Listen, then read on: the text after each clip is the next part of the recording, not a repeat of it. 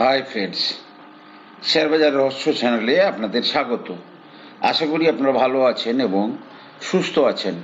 Friends, আজকে নিফটির monthly expiry ছিল।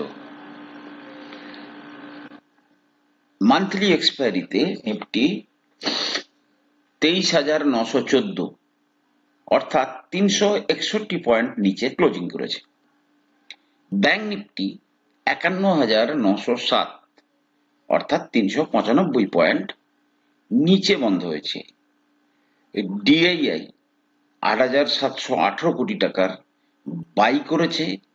FII গত 3 দিন ধরে যা বাই করেছিল, আজকে একদিনেই তারা সেটা সেল করেছে প্রায় 11,756 কোটি টাকার সেলিং, অর্থাৎ নেট টু নেট এফআইআই এ মাসে প্রায় 40,000 কোটি টাকার উপর সেল করেছে। নাও কোশ্চেন হচ্ছে, এই ফলের পেছনে কারণ কি? এক, ইন্টারনাল রিজন। দুই, মিডিয়াতে যে সমস্ত জিনিস ডিসকাশন হচ্ছে তার মধ্যে কোনটার কতটা ভ্যালিডিটি সেটা কিন্তু প্রত্যেকটা আপনাদেরকেই অনুধাবন করতে হবে। সব কারণগুলো শুনলে ধীরে ধীরে আপনাদের ডায়াগনোসিস পাওয়ার বাড়বে। আপনারা নিজেরাই ডায়াগনোসিস করতে পারবেন যে এই প্রবলেমটার সলিউশন কি হবে। ফার্স্ট যে কারণটা বলা হচ্ছে, রাশিয়া ইউক্রেন ওয়ার একটা পিক পর্যায়ে যাচ্ছে এবং বিভিন্ন মিডিয়াতেও হয়তো আপনারা দেখতে পাবেন যে ওয়ার্ল্ড ওয়ার 3 কিভাবে জিনিসটা হচ্ছে, দাঁড়াচ্ছে কোথায়? দাঁড়াচ্ছে এমন ভাবে, যেদিন থেকে বাইডেন ইউক্রেনকে বলল আমরা তোমাকে যে সমস্ত মিসাইল দিয়েছি তুমি ইউজ করো, ইউক্রেন সেগুলোকে নিক্ষেপ করতে শুরু করলো রাশিয়ার উপর। রাশিয়া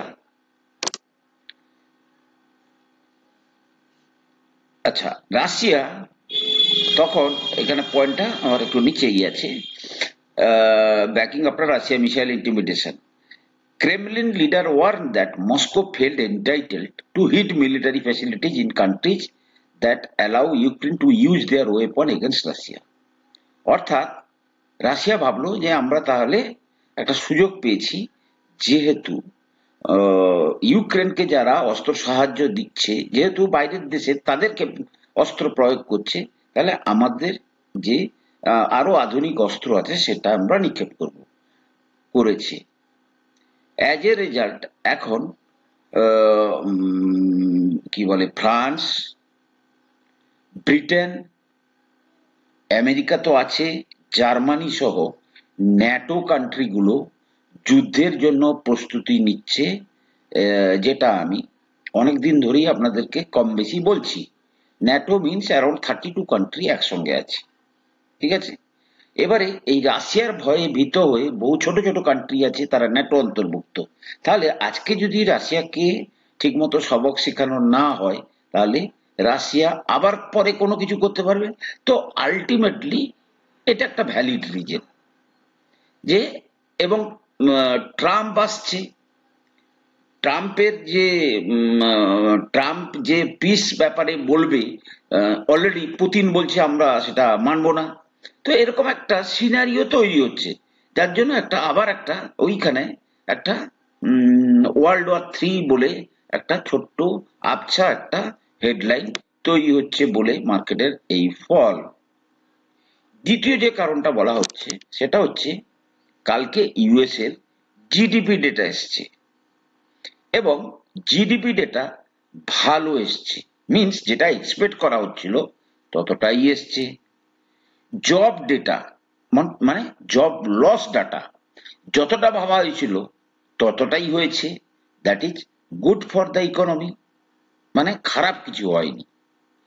সুতরাং সবকিছু যখন ভালো, ফেড চেয়ারম্যান বলছে অলরেডি তারা দুটো রেট কাট করেছে, একবার 50 বেসিস পয়েন্ট আর একবার 25 বেসিস পয়েন্ট।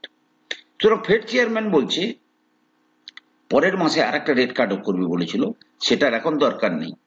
তাহলে ফেডারেল রিজার্ভ তাহলে আর ইন্টারেস্ট রেট এখন কাট করছে না, অতএব that is the reason why selling is coming.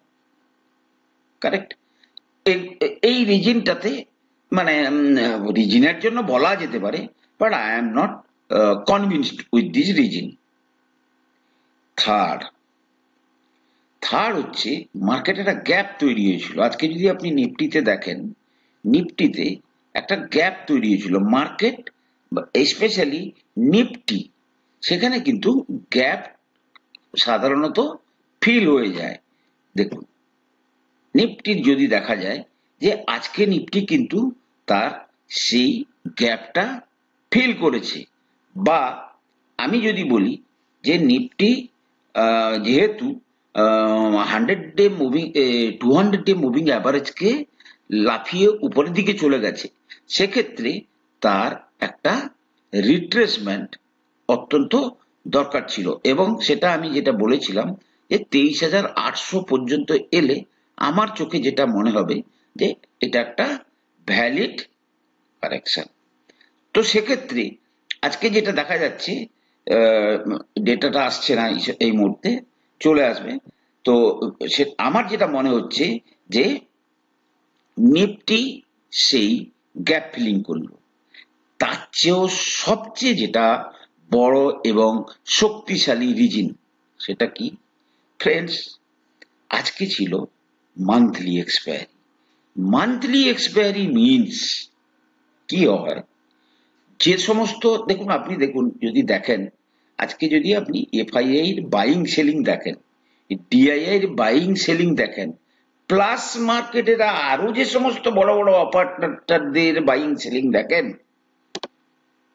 It's a huge মহাসমুদ্র। এই মহাসমুদ্রে এই যে আপমুভটা হয়েছে তার একটা অ্যাডজাস্টমেন্ট, অর্থাৎ অনেকের বিভিন্ন পজিশনে তারা ফেসেছিল।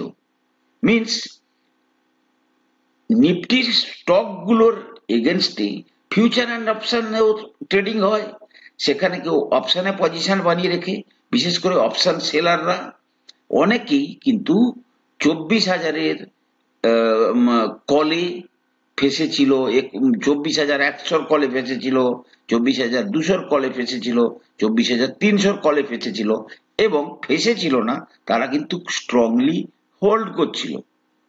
সুতরাং সব কিছুকে অ্যাডজাস্টমেন্ট করার জন্যই এই কারেকশন বলে আমার সবচেয়ে বেশি মনে হচ্ছে। এবং তার সঙ্গে সবচেয়ে যে অন্য যুক্তিটা, সেটা হচ্ছে আপনি যদি দেখেন আজকের মার্কেটে পোর্টফোলিওতে তেমন সেই অর্থে কিন্তু মার্কেট যেভাবে পড়েছে সেই অর্থে লস নেই। Defence stock, railway stock even কোনো কারেকশনই দেয়নি। ফ্রেন্ডস, নভেম্বর মাস শেষ হয়ে গেল, নাও ডিসেম্বরের বিগিনিং হতে চলেছে, কালকে বাদ দিলে পরের সপ্তাহে। আমরা কি সান্টা ক্লজ র্যালি দেখতে পেলেও পেতে পারি? কথাটা কানে দিয়ে রাখবেন। Friends, NTPC green energy IPO এসেছিল, আপনারা সবাই জানেন, কেউ অ্যাপ্লাই করেছেন কেউ করেননি। আমি করেছিলাম, আমি পেয়েছি, এবং আমি পার্সিয়ালি প্রফিট বুক করেছি, যদিও গ্রে মার্কেটে কোনো প্রিমিয়াম ছিল না, তাও আমি অ্যাপ্লাই করেছিলাম। আমি 15-20% কিছু 15%-এর মানে আপ মুভে কিছু করেছি। কিন্তু মূল যে নিউজটা হচ্ছে এলআইসি প্রায় 11,000 কোটি টাকার কিন্তু অ্যালটমেন্ট পেয়েছে, প্রায় 11% শেয়ার অফ এনটিপিসি গ্রিন এনার্জিতে তারা কিন্তু পেয়েছে, যেটা কিন্তু অত্যন্ত তাৎপর্যপূর্ণ খবর। দ্বিতীয় যে খবরটা হচ্ছে মর্গান স্ট্যানলে গ্লোবাল ইন্ডেক্স বলে এমএসসিআই ইন্ডেক্স একটা আছে। এই ইন্ডেক্স মানে কি, যেমন আমরা ইন্ডেক্স ফান্ড বলি না, ইন্ডেক্স ফান্ডে ইনভেস্ট করুন, তেমনি গ্লোবাল যে সমস্ত ইনভেস্টাররা আছে তারা কিন্তু এই মর্গান স্ট্যানলের ইন্ডেক্সে কিন্তু অনুযায়ী ইনভেস্ট করে। বিভিন্ন কান্ট্রি এই এমএসসিআই তে তারা ইনভেস্ট করে। তাতে কিন্তু তারা যখন কোনো শেয়ারের উপর ওয়েটেজ বাড়ায়, তার মানে যে অর্থটা আসে সেই পার্টিকুলার সেক্টরে কিন্তু শেয়ারে কিন্তু বাইরে থেকে টাকা আসবে। তারা এইচডিএফসি ব্যাংক কিন্তু ওয়েটেজ বাড়িয়েছে এবং যেটা আশা করা হচ্ছে যে এইচডিএফসি ব্যাংকে প্রায় 2.5 বিলিয়ন ফরেন ইনফ্লো আসবে। তাই কিন্তু এইচডিএফসি ব্যাংক উপরে খেলছে, একদম উপরের দিকে খেলছে। ফ্রেন্ডস, রাশিয়ার সঙ্গে আমরা কিন্তু একটা রেলওয়ে চুক্তি করেছি। সেটা কি না, Russia is আইং train production in India, মানে ট্রেনের যে সমস্ত স্পেয়ার পার্টস, বগি, সেগুলো কিন্তু ইন্ডিয়াতে তৈরি করবে বলে তাদের যে কোম্পানি আছে তাদের সঙ্গে ইন্ডিয়ার একটা চুক্তি হয়েছে। This move aims to fulfil রাশিয়ার internal demand. Russian railway giant TMH, মানে ওখানকার যে রেলওয়ের বিভিন্ন রকমের স্পেয়ার পার্টস থেকে শুরু করে কি বলে ওটা কি বলে, রেলওয়ে কামরা থেকে শুরু করে যে সমস্ত ওয়াগন, সেগুলো যে যারা তৈরি করে সেটা হচ্ছে TMH, plans to establish manufacturing plan here. TMH CEO confirm investment readiness. The company already has supply contracts with India. Friends, মার্কেটের এই অবস্থাতে আপনারা যদি কুইক গেইন পেতে চান, ফ্রেন্ডস, আমি কিন্তু কোনো রেকমেন্ড করছি না, this is my probability analysis. হয়তো দেখা যাবে আগামী 2 মাসের মধ্যে এইচডিএফসি ব্যাংক, কোটাক ব্যাংক এবং রিলায়েন্স, এরা কিন্তু এই তিনটে শেয়ার 15 থেকে 20% র্যালি দিলেও দিতে পারে। এইচডিএফসি ব্যাংক কেবলমাত্র ওয়েট করছে, আপনি যদি তার চার্ট দেখেন সে কিন্তু ওয়েট করছে, মানে ব্রেকআউটের পরে উপযুক্ত এনভায়রনমেন্ট হলেই কিন্তু সে তার মুভমেন্ট দেওয়া শুরু করবে। বড় শেয়ার আজকে কিন্তু অনেক উপরে চলে গেছিল 1835, সেখান থেকে সেলিং এসছে, কিন্তু সেলিং অ্যাবজর্ব হয়ে গেছে। অন্যদিকে কোটাক ব্যাংক, সে যদিও কোটাক ব্যাংক 52 উইক হাইতে আছে, সেটাতেও একই অবস্থা, এবং রিলায়েন্স, এই তিনটে শেয়ার আমি কিন্তু ফ্রেন্ডস কিনছি ফর, ওই যে বললাম, কুইক গেন। কারণ কি, সবসময় সব ধরনের সুযোগ আসে না বলে। ফ্রেন্ডস, আমি কোনো সেবি রেজিস্টার্ড অ্যানালিস্ট নই। কোনো শেয়ারে কেনা বা বিক্রির আগে আপনারা কিন্তু আপনাদের ফাইন্যান্সিয়াল অ্যাডভাইসারের পরামর্শ নিয়েই কিন্তু শেয়ারে কেনা বা বিক্রির সিদ্ধান্ত নেবেন। ফ্রেন্ডস, যেটা বলেছিলাম গ্যাপ ফিলিং, দেখুন আজকে গ্যাপ ফিল করেছে, কতটা রিট্রেস করবে টাইম উইল টেল, সময় বলবে। তো বাকি কথা পরের এপিসোডে হবে। ভালো থাকুন, সুস্থ থাকুন।